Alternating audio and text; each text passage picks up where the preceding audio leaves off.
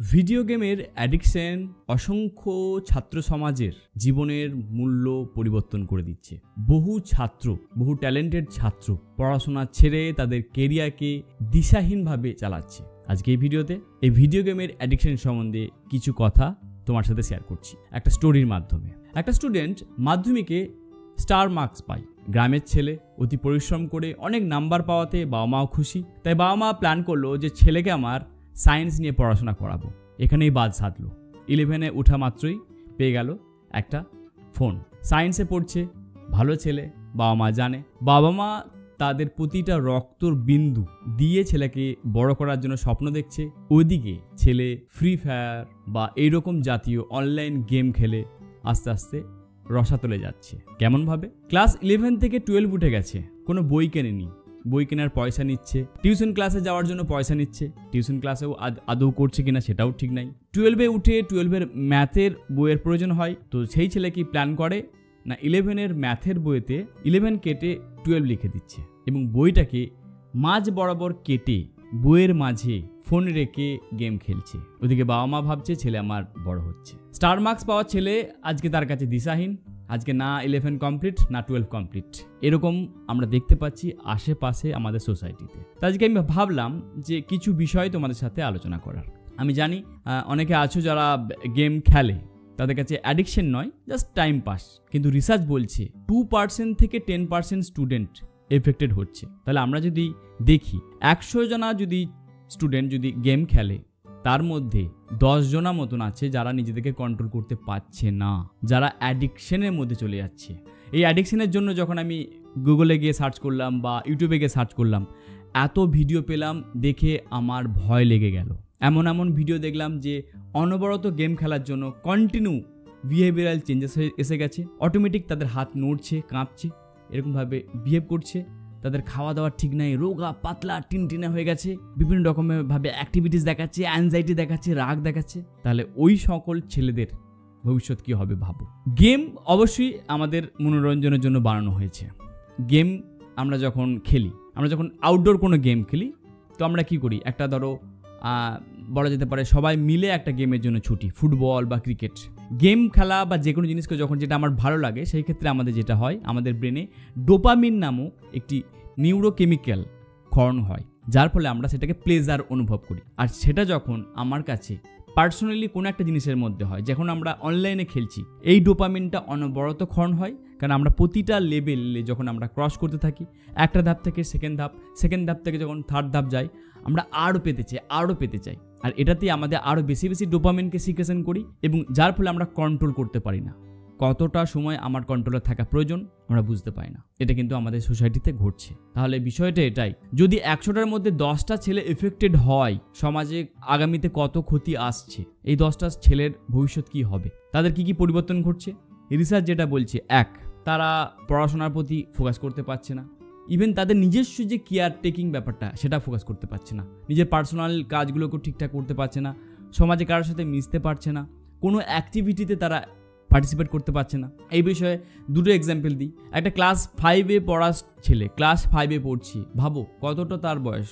এই জুন মাসে গরমটা গেল, 42 ডিগ্রি তাপমাত্রা, পুরো ছেলেটা একদম বলতে পারো যে ন্যাকেড হয়ে আছে, মানে জামা প্যান্ট সব খুলে বসে আছে, ঘরেতে বসে কন্টিনিউ গেম খেলছে। মানে তার যে মেন্টালিভাবে কতটা দেখো প্রবলেম হয়ে গেছে স্টুডেন্টটার। আর একটা এক্সাম্পল দিই, এমনই গেম খেলছে একটা ছেলে, তার মা গেছে ইম্পর্টেন্ট কাজ করতে, একটা সরকারি কাজেতে, আধার কার্ডের তৈরি হবে, আধার কার্ডের জন্য অ্যাপ্লাই করতে গেছে, কন্টিনিউ তার মা ফোন করছে, ফোনটা ছেলে রিসিভ করছে না, কারণ তার মায়ের কাছে একটি ওটিপি যাবে, সেই ওটিপিটা দিলে তবেই সে আধার কার্ডটা ইস্যু করতে পারবে। ছেলেটা ভুলেই গেছে যে তার মা আধার কার্ড কাজে গেছে। যখন তার মা এসে তাকে বকাঝকা করছে, তখন বলছে যে আমি ভুলে গেছি যে তুমি ওই কাজে গেছো, আমার মাথাতেই নেই। তাহলে এই ধরনের কতটা বিহেভিয়ারাল চেঞ্জেস দেখতে পাচ্ছি।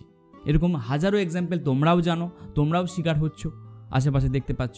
আমাদের কাজ হবে অ্যাওয়ারনেস ক্রিয়েট করা। তাহলে আমরা ডিসঅর্ডারগুলো দেখতে পাচ্ছি, কত রকমভাবে ডিসঅর্ডার দেখতে পাচ্ছি। তাহলে প্রথম প্রশ্ন, কখন তুমি ফিল করবে যে তুমি অ্যাডিক্টেড হয়ে গেছো বা তোমার পাশের কোনো একটা বন্ধু অ্যাডিক্টেড ফিল করছে? যখন দেখতে পাবে যে প্রত্যহ দিন 7 থেকে 8 ঘন্টা গেমে কাটিয়ে দিচ্ছ, সপ্তাহে 30 ঘন্টার বেশি তুমি যদি গেমিংয়ের ওপর সময় দিয়ে দাও, তার মানে জানবে তুমি অলরেডি অ্যাফেক্টেড হয়ে আছো, তুমি অলরেডি অ্যাডিকশনের মধ্যে পৌঁছে গেছো। তাহলে বেরিয়ে আসার পথ কি হতে পারে? আমরা হাওয়ার্ড বিশ্ববিদ্যালয়ের একটা রিসার্চ থেকে বলতে পারি, ওখানে কয়েকটা কথা বলছে। এক, তোমাকে গোটা এনভায়রনমেন্টটাকে চেঞ্জ করতে হবে। তোমার বন্ধু সার্কেল তুমি থাকো, সেই বন্ধু সার্কেলকে প্রয়োজন হলে চেঞ্জ করে দাও, নতুন কোনো ফরম্যাট তৈরি করো, নতুন কোনো এনভায়রনমেন্ট তৈরি করো। তুমি দেখো যে তোমার এই অ্যাডিকশনকে রিডিউস করার জন্য কে তোমাকে হেল্প করতে পারে। আজ তোমার বাবা মার যদি সঙ্গ লাগে, মায়ের যদি সঙ্গ লাগে, নাও, মায়ের সাথে টাইম স্পেন্ড করো, দিদির সাথে টাইম স্পেন্ড করো।